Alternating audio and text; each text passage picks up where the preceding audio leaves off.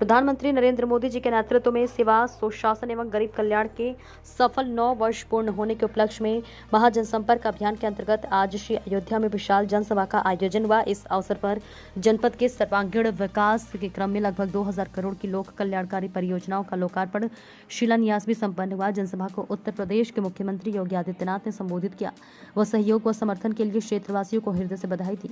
देखिए news line network संवाददाता कौशल किशोर पांडे की खास रिपोर्ट। भाइयों बहनों, आज हमारी अयोध्या दुनिया की सबसे वैभवशाली नगरी बन रही है और ये जनपद सबसे वैभवशाली जनपद बन रहा है। एक बार फिर से अयोध्या त्रेता युग की याद दिला रहा है, जब राम राज्य की परिकल्पना को जब साकार किया गया था।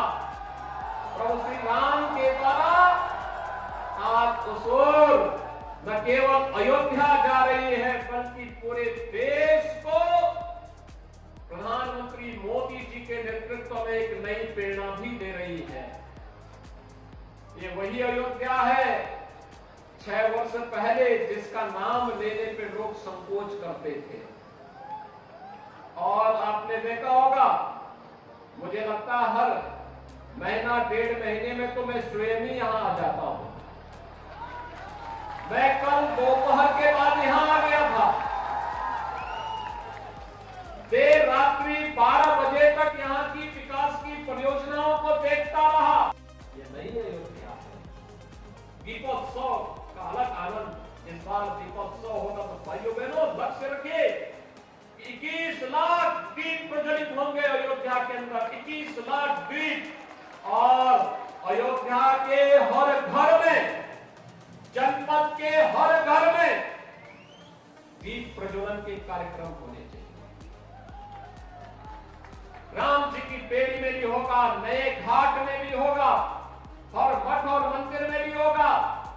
सूरज कुंड, भरत कुंड, जितने भी घाट हैं इन सब में दीप प्रज्वलन के साथ साथ अयोध्या के हर घर में भी दीपों से प्रज्वलित होती हुई अयोध्या जगमगाती हुई दीपोत्सव की दिन दिखाई देनी चाहिए। अभी से इसकी तैयारी, एक बड़ा इवेंट बनाओ, अभी से तैयारी प्रारंभ कर दो। अगले वर्ष हमारे राम आने वाले हैं, अपने घर में विराजमान होने वाले हैं, अपने महल में विराजमान होने वाले हैं, अपने स्वयं के मंदिर में विराजमान होने वाले हैं।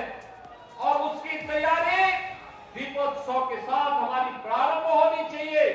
एक लंबी श्रृंखला प्रारंभ होगी और उस कार्यक्रम के साथ जुड़ते हुए हम आगे बढ़ेंगे। अयोध्या में मुख्य रेलवे स्टेशन का विकास हो रहा है। सूरज कुंड और भरत कुंड में भी रेलवे विकास के कार्य प्रारंभ हो रहे हैं।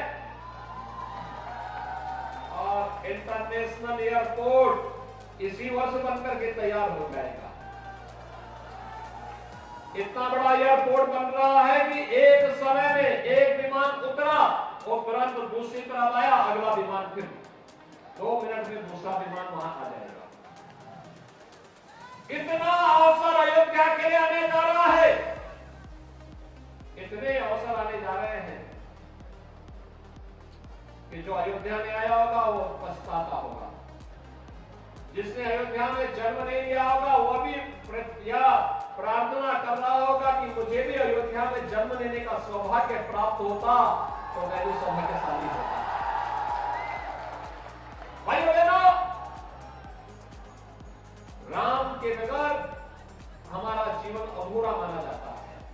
प्रभु श्री राम को हम लोगों ने जिस रूप में देखा है, पूजा है, उनकी भक्ति की है और भक्ति साकार रूप से अब हम सबके सामने रामलला के रूप में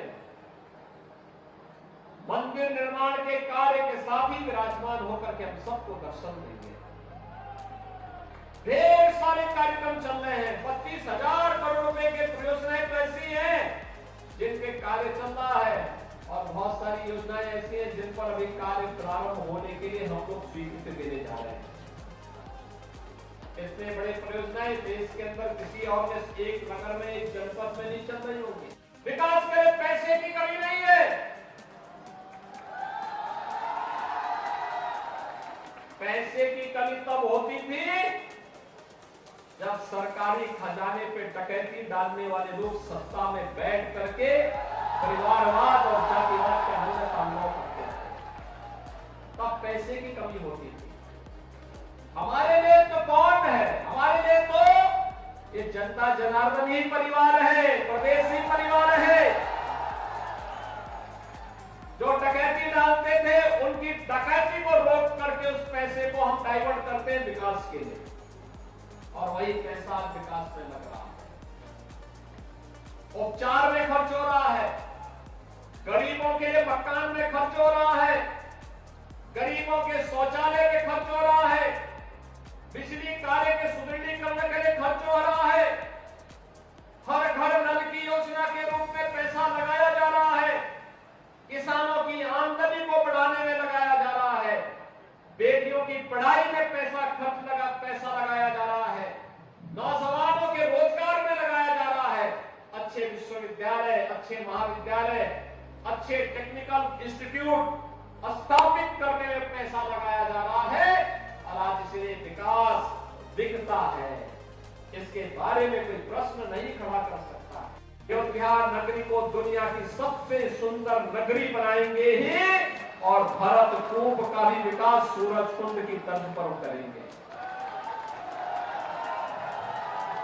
उसी प्रकार से महात्मा भरत के यहाँ साधना स्थली को लाइट एंड साउंड कार्यक्रम के माध्यम से प्रस्तुत करेंगे। तालाब का सुंदरीकरण होगा, जो यहां पर लोग निवास कर रहे हैं उनका पुनर्वास होगा, पूरी जमीन को सुरक्षित रखते हुए एक बार फिर से त्रेता युग की ओर इसको ले जाने का कार्य किया जाएगा। अभी थोड़ा प्रारंभिक रूप में अयोध्या में कार्य चल रहा है ना, तो बहुत सारे लोगों को परेशानी हो रही होगी आने जाने में, लेकिन भाइयों बहनों, किसी बड़े लक्ष्य को प्राप्त करने के लिए प्रारंभिक कठिनाई और चुनौती को तो झेलना ही पड़ता है। आप देखना अगले 4 महीने 6 महीने के अंदर अयोध्या की सड़कें ऐसे लगेंगी जैसे दिल्ली के राजपथ की सड़कें हैं, और उसका नाम हमने रामपथ ही रखा है, प्रभु श्री राम के नाम पर रामपथ।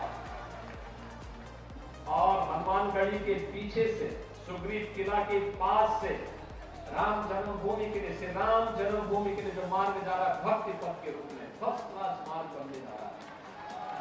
इतना चौड़ा मार्ग अयोध्या में इससे पहले इतने छोटे मार्ग थे ही नहीं, अब बनाए जा रहे हैं। और भाइयों बहनों, अगर अयोध्या के इन सभी कार्यों को पंचकोसी, 14 कोसी, 84 कोसी, एक नया बाईपास, रिंग रोड, अन्य सभी कार्यों को देखेंगे, फ्लाईओवर बन रहे हैं, नए नए तरीके से घाटों का निर्माण हो रहा है, चिकित्सालयों का निर्माण हो रहा है, शिक्षा के केंद्रों के विकास के कार्यक्रम को आगे बढ़ाया जा रहा है। इन सभी कार्यों को हम देखेंगे तो आज के दिन पर अकेले अयोध्या के अंदर 32,000 करोड़ रुपए की परियोजनाओं के कार्य प्रारंभ हो रहे हैं। 32,000 करोड़ रुपए की।